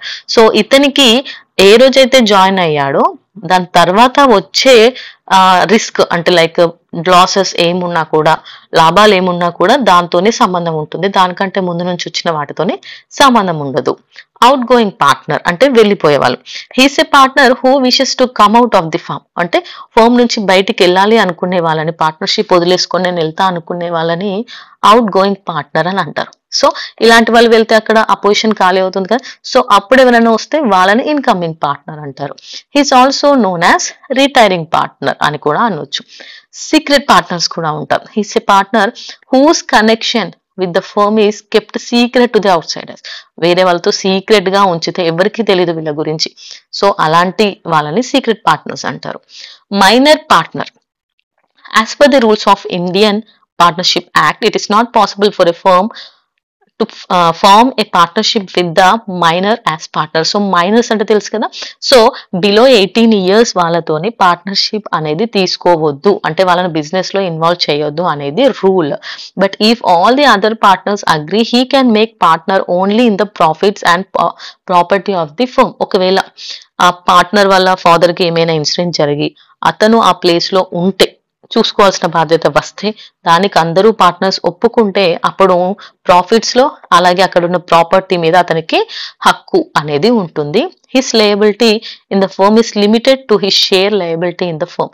ఇతని మైనర్ కాబట్టి ఇతనికి బాధ్యతలు అనేవి చాలా లిమిటెడ్ గా ఉంటాయి, షేర్స్ కూడా లిమిటెడ్ గానే ఉంటాయి. A minor partner can inspect and copy the accounts of the firm. ఇతను అన్నింటిని ఇన్స్పెక్ట్ చేయొచ్చు, అలాగే అకౌంట్స్ ని కూడా చెక్ చేయొచ్చు. On attaining the age majority, he has to take a public statement whether he wants to continue in business as full-fledged partner or not. అతనికి minority అంటే అతని ఏజ్ కంప్లీట్ అయ్యి అతను మేజర్ అయిన తర్వాత అప్పుడు అతను కంటిన్యూ చేయాలనుకుంటున్నా, లేదంటే పార్ట్నర్షిప్ ని వదిలేసి వెళ్ళాలనుకుంటున్నా అని చెప్పగలిగే అధికారం అతను ఉంది. If he does not give a public notice of his choice with in 6 months after attaining majority, he will be treated as having decided to continue as partner. ఒకవేళ అతను మేజర్ అయిన తర్వాత కూడా 6 months లోపల అతను ఓకేనా నువ్వా అని చెప్పకపోతే అతన్ని కంటిన్యూగా చేస్తారు పార్ట్నర్ లాగా, అంటే అతను కంటిన్యూ అయిపోతాడు అన్నమాట. సో ఇవి వచ్చేసి different types of partners. So ఇక్కడ నేను షార్ట్ గా ఇచ్చాను, చూసుకోండి. పార్ట్నర్స్ లో active, sleeping, nominal, estoppel, holding out, sub partner, profits only, limited, incoming, outgoing, secret and minor partners. Okay, so ఇది కూడా చాలా important answer. And last answer వచ్చేసి difference between private limited company or private company అనొచ్చు, public limited company or public company అని కూడా అనొచ్చు. So ఒక్కసారి వాటి డిఫరెన్సెస్ చూద్దాం. సో సిహియర్ ఫస్ట్ డెఫినిషన్ చూసుకుంటే అసలు ప్రైవేట్ కంపెనీ పబ్లిక్ కంపెనీకి డిఫరెన్స్ చూద్దాం. A private company is one which by its own articles limits the number of its members to 200. The right of the member to transfer the shares and prohibits an invitation to public to subscribe for its shares and debentures. So ఇది ఏం చెప్తుందంటే ఇందులో numbers అనే వాళ్ళు 200 అనే ఒక limit ఉంటుందంట. Okay, maximum 200 ఉండాలి. సో ఇందులో ఉన్న మెంబర్స్ కి షేర్స్ అనేవి ట్రాన్స్ఫర్ చేయొద్దు. ఓకే, ప్రైవేట్ లో ఉన్న వాళ్ళకి షేర్స్ ట్రాన్స్ఫర్ చేసే అధికారము అంటే అమ్ముకునే అధికారము లేదంట. సో పబ్లిక్ వెళ్ళి అందులో షేర్స్ కొనే అధికారం కూడా వాళ్ళు ఇవ్వట్లేదు. సో ఇదే ప్రైవేట్ కంపెనీ. అదే పబ్లిక్ అనుకోండి, దీనికి ఆపోజిట్ ఉంటుంది. A public company does not limit the number of members. ఇక్కడ లిమిట్ ఏమీ లేదు. It does not restrict the right of members to transfer their shares and finally, so వాళ్ళ shares ని అమ్మడానికి కొనడానికి కూడా ఇది ఎవ్వరికి లిమిట్ అనేది పెట్టలేదు. Finally, it does not prohibit invitation to public to subscribe to their shares and debentures. So public కి కూడా ఎలాంటి లిమిటేషన్స్ అనేవి లేవు. సో ఎవరైనా కూడా షేర్స్ ని కొనొచ్చు, అందులో ఇన్వెస్ట్మెంట్ చేయొచ్చు. సో ఇది వచ్చేసి వీటి definition, public company, private company. Next ఇంకా నెంబర్ ఆఫ్ మెంబర్స్ చూడండి. ఆల్రెడీ డెఫినేషన్ తెలిస్తే మనకి పాయింట్ తెలుసు. ఈ కంపెనీలో ఎంత 2 నుంచి 200 మెంబర్స్ వరకే ఉంటారు. కానీ దీనికి వచ్చేసి 7 members and no upper limit. 7 minimum 7 ఉండాలి, పైన ఇంకా ఎంతమంది అయినా ఉండొచ్చు. మరి డైరెక్టర్స్ ఎంతమంది ఉండాలి అంటే ఇక్కడ మినిమం 2 డైరెక్టర్స్ అనేవాళ్ళు ఉండాలి అని చెప్తున్నాం. సో ఇక్కడ మినిమం 3 డైరెక్టర్స్ అనేవాళ్ళు ఉండాలి. ఆ 3 డైరెక్టర్స్ లో అట్లీస్ట్ 1 out of 3, ఆ ముగ్గురింట్లో ఒక్కరు ఇండిపెండెంట్, అంటే వాళ్ళ డెసిషన్స్ తీసుకోవడంలో వాళ్ళకు ఇండిపెండెన్స్ అంటే ఫ్రీడమ్ అనేది ఉంటుంది. ఇక్కడ వీళ్ళకి ఎలాంటి ఫ్రీడమ్ అనేది ఉండదు. ట్రాన్స్ఫర్ ఆఫ్ షేర్స్ ఆల్రెడీ మనం డెఫినేషన్ లోనే చూసుకుందాం. ఇక్కడ చేయరాదు ట్రాన్స్ఫర్, ఇక్కడ చేయొచ్చు అనేసి. The shares of a private company cannot be transferred. ఈ షేర్స్ ని ట్రాన్స్ఫర్ చేయరాదు, అమ్మలేము. కానీ ఇక్కడ మాత్రం ఫ్రీగా ట్రాన్స్ఫరబుల్, వేరే వాళ్ళకి షేర్ చేయొచ్చు, మనం ట్రాన్స్ఫర్ చేయొచ్చు. ప్రాస్పెక్ట్స్, అసలు ప్రాస్పెక్ట్స్ అంటే ఏంటి అంటే అధికారిక పత్రం అన్నమాట. ఓకే, అధికారికంగా ఒక చేసే రిజిస్ట్రేషన్ అన్నమాట. Private company is not required to file a prospect with the register of the companies. Private కంపెనీకి అవసరం లేదు, కానీ పబ్లిక్ కంపెనీ ఖచ్చితంగా ఒక ప్రాస్పెక్ట్ ని అంటే ఒక పత్రాన్ని ఖచ్చితంగా రిజిస్ట్రేషన్ కోసం ప్రిపేర్ చేసుకోవాలి అంట. Next one, retirement of director. So వాళ్ళ రిటైర్మెంట్ ఏజ్ ఉంటుంది చూసారా, దాన్ని చూస్తే వాళ్ళ రిటైర్మెంట్ ఎప్పుడు కావాలి అని చూసుకుంటే ఏంటి అంటే వీళ్ళు రొటేషన్ లో డైరెక్టర్స్ అనేవాళ్ళు రిటైర్ అవ్వాల్సిన అవసరం అసలు లేనే లేదంట. కానీ ఇక్కడ మాత్రం చూడండి, అట్లీస్ట్ 2 out of 3 డైరెక్టర్స్ అంటే ముగ్గురులో ఇద్దరు రొటేషన్ బేసిస్ లో వాళ్ళు రిటైర్ అవుతారంట. క్వారం ఆఫ్ మీటింగ్స్ అంటే కనీస సభ్యులు, మీటింగ్ లో ఎంతమంది ఉండాలంటే ఇక్కడ 2 members ఉండాలి, కానీ ఇక్కడ వచ్చేసి 5 members ఉండాలి. అంటే మీటింగ్ లో కనీస సభ్యులు వచ్చేసి 2, ఇక్కడ 5. మేనేజీరియల్ రెమ్యూనరేషన్ అంటే నథింగ్ బట్ మేనేజ్మెంట్ శాలరీ అనమాట. There is no restriction on managerial remuneration, ఇక్కడ రెస్ట్రిక్షన్ ఏమి ఉండదు. కానీ ఇక్కడ ఏంటి అంటే total managerial remuneration cannot exceed 11% of the net profit. So ఆ కంపెనీకి వచ్చే నెట్ ప్రాఫిట్ లో 11% కంటే ఎక్కువ శాలరీ అనేది ఇవ్వద్దు. సో ఇక్కడ అట్లాంటి రెస్ట్రిక్షన్స్ ఏమీ లేవు. పబ్లిక్ డిపాజిట్స్, ఓకే, అంటే పబ్లిక్ ఉంటారు కదా, సో జనాలు పబ్లిక్ వాళ్ళు చేసే అటువంటి సేవింగ్స్ కానీ లేదంటే ఏదైనా ముందే వాళ్ళు డిపాజిట్ చేయాలనుకునే మనీ, వీటికి సంబంధించి private company cannot accept deposits from public. So public నుంచి డిపాజిట్స్ ని ఇది అసలు యాక్సెప్ట్ చేయదు. కానీ పబ్లిక్ కంపెనీలో మంచిగా ఫ్రీ అన్నమాట, ఎవరైనా వచ్చి మనీని డిపాజిట్ చేసుకోవచ్చు. Paid up capital. So paid up capital అంటే చెల్లించినటువంటి మూలధనం అన్నమాట. Registered with a minimum paid up capital of 1 lakh rupees, 1 లక్ష రూపాయలతోని రిజిస్టర్ చేస్తారు. దీన్ని వచ్చేసి paid up capital of 5 lakhs అనేసి అంట. Name of the company. So name of the కంపెనీలో ఖచ్చితంగా ఎండింగ్ లో ప్రైవేట్ లిమిటెడ్ అనేసి ఉండాలి. అదే పబ్లిక్ కంపెనీకి ఎండింగ్ లో పబ్లిక్ లిమిటెడ్ అనేసి ఉండాలి. నెక్స్ట్ ఫినాన్షియల్ రిసోర్సెస్ చూస్తే అంటే ఆర్థిక నిధులు లేదంటే వనరులు, మనీ చూస్తే a private company has limited capacity to raise financial resources. దీనికి లిమిటెడ్ గా కెపాసిటీ ఉంటుంది ఆర్థిక నిధులను రేస్ చేయడానికి, దీనికి లిమిట్ ఉంటే దీనికి ఎలాంటి లిమిటెడ్నెస్ లేదు. ఇది చాలా ఈజీగా ఫినాన్షియల్ రిసోర్సెస్ ని రేస్ చేసుకుంటుంది. Commencement of business. సో వ్యాపారం యొక్క ప్రారంభం గురించి చూస్తే a private company can commence its operations on acquiring a certificate of incorporation. ఒక సర్టిఫికేట్ అనేది ఉంటుంది, ఓకే, ఇన్కార్పొరేషన్ సర్టిఫికేట్ ఉంటే వీళ్ళు అప్పుడు స్టార్ట్ చేసుకోవచ్చు బిజినెస్ ని. అంటే ప్రైవేట్ కంపెనీ పెట్టాలి అనుకుంటే వాళ్ళకు ఒక సర్టిఫికేట్ అనేది ఉంటే సరిపోతుంది. అదే public company can commence it's operation only on acquiring A trading certificate. Trading certificate ఉంటే పబ్లిక్ కంపెనీ స్టార్ట్ చేసుకోవచ్చు. సో ఇవి వచ్చేసి public and private company differences. So total 5 important questions complete అయ్యాయి కదా. ఇంకా షార్ట్ చూడండి, డిఫైన్ బిజినెస్ అని ఉంది. బిజినెస్ గురించి మనం ఆల్రెడీ ఫస్ట్ ఆన్సర్ లోనే చూసుకున్నాం. సో దీన్ని షార్ట్ గా చెప్పాను చూడండి. Business is nothing but buying or selling goods or services for the profit. Okay, so దీన్నే మనం బిజినెస్ అనేసి అంటాం. నెక్స్ట్ పార్ట్నర్షిప్ డీడ్ అంటే కూడా ఇందాకే చెప్పాను, వాళ్ళిద్దరూ కలిసి ఒక అగ్రిమెంట్ కి వచ్చే అగ్రిమెంట్ నే అంటే పార్ట్నర్స్ అందరూ వచ్చే అగ్రిమెంట్ నే పార్ట్నర్షిప్ డీడ్ అని అంటారు. The progress to partnership is always based on mutual understanding between partners. Partners అందరూ మ్యూచువల్ అండర్స్టాండింగ్ కి రావడం in order to avoid the possibility of disputes among partners. అంటే వాళ్ళ మధ్యలో ఎలాంటి గొడవలు అపార్థాలు రాకుండా ఫ్యూచర్ లో it is better to draw an agreement. వాళ్ళొక అగ్రిమెంట్ లోకి వస్తారు. The return agreement itself partnership deed. అంటే ఆ రిటర్న్ గా రాసిన అగ్రిమెంట్ నే పార్ట్నర్షిప్ డీడ్ అని అంటారు. And determines the rights and obligations of the partners. ఆ పార్ట్నర్షిప్ డీడ్ లో అంటే అగ్రిమెంట్ లో ఏముంటుందంటే అందరి బాధ్యతలు అలాగే వాళ్ళ హక్కులు అన్ని అందులో ఉంటాయంట. It regulates the internal management of the partnership. So management మొత్తం ఎలా ఉండాలి పార్ట్నర్షిప్ లో అనేది క్లియర్ గా దాంట్లో మెన్షన్ చేస్తారు. The term in deed is of one form to another form are different in accordance with the circumstances and requirements of the firm. అంటే ఇవన్నీ కంపెనీస్ కి సేమ్ ఉండాలని లేదు, వాళ్ళ అవసరాలను బట్టి వాళ్ళు మార్చుకుంటారు. Example name of the firm ఉంటుంది, అందులో అగ్రిమెంట్ లో నేమ్ ఇంకా అడ్రస్ ఆఫ్ ది పార్ట్నర్స్ ఉంటుంది. అంటే పార్ట్నర్స్ ఎవరు, వాళ్ళ పేర్లు ఏంటి, అలాగే కంపెనీ వాళ్ళు పెట్టాలనుకున్న బిజినెస్ పేరు ఏంటి, అమౌంట్ ఆఫ్ క్యాపిటల్ ఎంత కాంట్రిబ్యూట్ చేస్తున్నారు, నెక్స్ట్ ప్రాఫిట్ ని ఎంత రేషియోలో పంచుకుంటున్నారు, డ్యూరేషన్ ఈ పార్ట్నర్షిప్ ఎన్ని ఇయర్స్ ఉండాలి, whether a partner will be allowed salary or commission for work done by him. ఒకవేళ వర్కింగ్ ప్యాటర్న్ ఉంటే వాళ్ళకు కమిషన్ ఇవ్వడం శాలరీ ఇవ్వడం. సో ఇలా వాళ్ళకి నచ్చిన విధంగా అగ్రిమెంట్ లో రాసుకుంటే వాటిని పార్ట్నర్షిప్ డీడ్ అంటారు. నెక్స్ట్ సోల్ ట్రేడర్ అంటే నేను ఇందాక చెప్పాను, సోల్ ట్రేడర్ అన్న సోల్ ప్రొప్రైటర్ అన్న ఒకరే. Sole trader is a business that is owned, managed and controlled by one single person. ఒక్కరే చూసుకుంటే సోల్ ట్రేడర్ అంటారు. He invests capital, take decisions, manages the business. చూసుకోవడం అతనే, డబ్బులు పెట్టడం అతనే, అన్నీ అతనే, రిస్క్ కూడా అతనే తీసుకోవాలి. This is the simplest and oldest form of business. So short గా చెప్పాలి అంటే a sole trader is a person who owns and runs a business alone, bearing all profits and losses personally.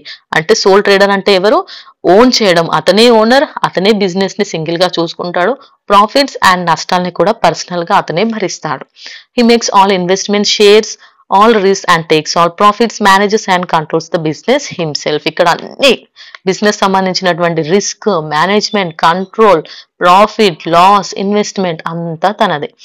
At sole trader mainly depends upon his own resources. అతను money కోసం తనకున్నటువంటి sources ని use చేసుకుంటాడు. The business is normally run with the help of his family members. తన family members ని కూడా help తీసుకుంటాడు. Some times he may employ persons to look after the day to day activities of business. So తన work ని చూసుకోవడానికి తనతో పాటు ఇంకొకరిని కూడా ఎంప్లాయ్ చేసుకునే ఛాన్సెస్ ఉన్నాయి. The sole trader moulds the fate of the concern. He is the sole organizer, manager and controller, business master of his business. Next, social responsibilities of a business. ఒక business లో social responsibilities ఏముంటాయి అని చెప్తే, business అనేదే part of society అంట. ఎందుకంటే society supplies all the requirements of the business firm. The business of the firm can considerably affected when the society lacks peace and harmony and when the various segments of the society are not properly organized. For example, if a business firm involves in malpractices like non-payment of taxes, production of goods of inferior quality, society involves automatically in immoral activities. So ఏంటంటుంది అంటే, ఒక business start చేసినప్పుడు ఆ business అనేది సొసైటీకి సంబంధించిందై ఉండాలి. అంటే వాళ్ళు అన్ని మంచిగా, అంటే కరెక్ట్ గా మేనేజ్ చేసుకుంటూ చూసుకోవాలి. ఎలాంటి ఇంప్రాపర్ యాక్టివిటీస్ ఆర్ మార్ ప్రాక్టీసెస్ అనేవి చేయకూడదు. దానివల్ల ఆ బిజినెస్ అనేది ఎఫెక్ట్ ఇస్తుంది అని చెప్తున్నారు. Ultimately this attitude of society disturbs the business the firm. ఇలా చేయడం వల్ల వాళ్ళు ఏమైనా మాల్ ప్రాక్టీసెస్ చేస్తే సొసైటీకి డిస్టర్బెన్సే కదా. Society observes the attitude of every business concern. So పెట్టిన ప్రతి బిజినెస్ ని సొసైటీ అబ్జర్వ్ చేస్తూనే ఉంటుంది. If there is any wrong on the part of business unit, society reacts against the firm. ఏదైనా తప్పు జరిగితే ఆ బిజినెస్ అనేది రన్ అవ్వదు. Hence, social responsibility is an inevitable feature on the part of any business concern.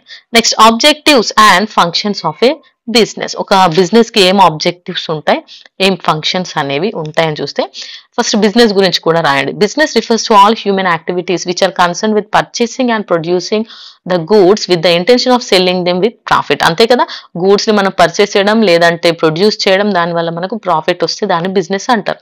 It includes economic activities. So main గా అందులో economic activities ఉంటాయి, like manufacturing, trading, transport చేయడం, ఇన్సూరెన్స్ చేయడం, warehousing, banking, finance. The important characters ఏమేమి ఉంటాయంటే, business involves sale of transfer of goods and services for value. Goods and services యొక్క sale అనేది ఉంటుంది. నెక్స్ట్ ట్రాన్సాక్షన్స్, దీంట్లో transactions కూడా ఉంటాయి. Next recurrence of purchase and sale ఉంటుంది. Next దీనిలో మెయిన్ మోటివ్ వచ్చేసి ప్రాఫిట్స్ ఉంటుంది. ఇది ప్రాఫిట్ మీద డిపెండ్ అవుతుంది కాబట్టి చాలా ఫ్యాక్టర్స్ మీద కూడా డిపెండ్ అయి ఉంటుంది. లైక్ వాళ్ళు కంట్రోల్ చేయడం, బిజినెస్ లో రిస్క్ ఉంటుంది, ఇవన్నీ కూడా వాళ్ళే చూసుకోవాలి. Business include industry, trade and commerce. So ఇవి వచ్చేసి ఆబ్జెక్టివ్స్. సో టోటల్ ఈ 5 short answers and 5 long answers ఈ యూనిట్ నుంచి చాలా ఇంపార్టెంట్. పక్కా ఇవే డామ్ షూర్ గా వచ్చే గన్ షాట్ క్వశ్చన్స్. ఓకే, మనం సెకండ్ యూనిట్ తో మనం మళ్ళీ కలుసుకుందాం. Thank you for watching. By by.